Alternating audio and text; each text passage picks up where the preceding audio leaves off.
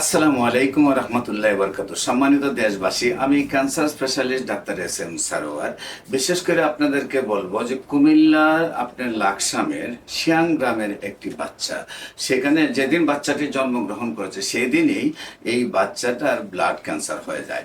সে যেদিন জন্মগ্রহণ করেছে ডাক্তার দেখেন শরীরে ব্লাড নেই, সঙ্গে সঙ্গে তাকে ডাকাতে পাঠানো হয় এবং ডাকাতে স্কয়ারে চিকিৎসা করে 1 মাসে 10 লক্ষ টাকা তারা ব্যয় করেও সেই বাচ্চাটি আর সুস্থ হয়নি এবং 1 মাস পরে ডাক্তাররা বলে দিয়েছেন যে কেমো নিয়ে তার সমস্ত শরীরের রোগগুলি শুকাই গেছে, তার আর চিকিৎসা করা সম্ভব না এবং 2-3 দিনের ভিতরে মারা যাবে, তাকে বাড়িতে নিয়ে যান।